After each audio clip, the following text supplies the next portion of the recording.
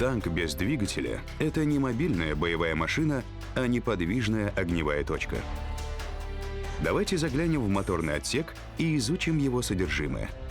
С начала своего существования и до 50-х годов 20 века на танки устанавливались либо карбюраторные бензиновые, либо дизельные моторы. Причем даже на начальном этапе развития тракторные двигатели почти не использовались, в отличие от ходовой части. Этим моторам не хватало мощности. Зато кроме специализированных танковых двигателей широко применялись авиационные и автомобильные. Карбюраторные двигатели устанавливались на большинство первых танков и широко применялись в дальнейшем. Принцип действия такого двигателя: горючее и воздух подаются в карбюратор, там превращаются в топливо-воздушную смесь и затем впрыскиваются в цилиндры двигателя. В них смесь воспламеняется электрической искрой. На танках использовались автомобильные карбюраторные двигатели, например, на английском Викерсе 6-тонном, советском Т-60 и многих других легких танках. Или авиационные, имевшие высокую мощность. Здесь стоит вспомнить знаменитый двигатель Liberty — 12-цилиндровый американский мотор, которым оснащались, например, английский тяжелый танк Марк-8 и американские танки Кристи. На первых модификациях самого массового американского танка «Шерман» также устанавливался авиационный карбюраторный двигатель «Континенталь». Все немецкие серийные танки времен Второй мировой войны также оснащались карбюраторными двигателями. Это было связано со спецификой выпуска горючего в Германии. Дизельное топливо делалось из нефти, дефицитной в Третьем рейхе. С другой стороны, немцы производили большое количество синтетического бензина. Дизельные моторы работают немного иначе, чем карбюраторные.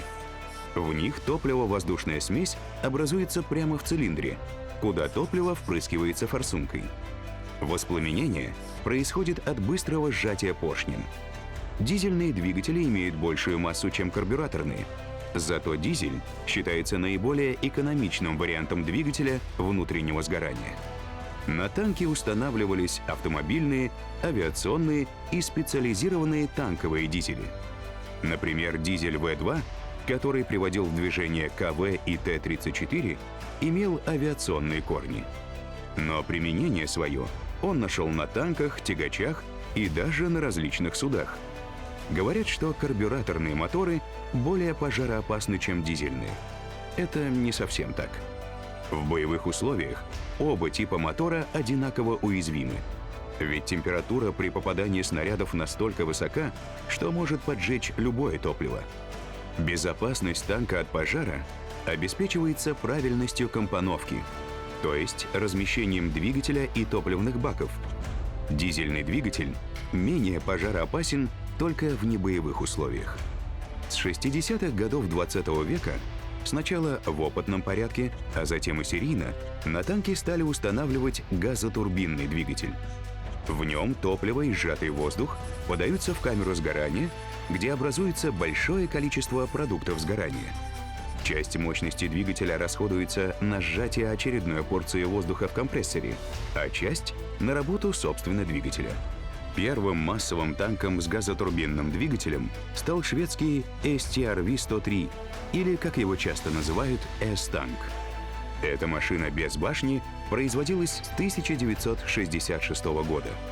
Плюсы газотурбинного двигателя: его большая мощность, малый вес и сравнительно небольшой уровень шума. Минус — повышенный расход топлива по сравнению, например, с дизелем и высокие требования к чистоте воздуха. Газотурбинный мотор приводит в движение советский танк Т-80 и американский М1 «Абрамс». Главная задача танка — это бой. В следующем выпуске мы расскажем о том, что делает его грозной ударной силой, о вооружении.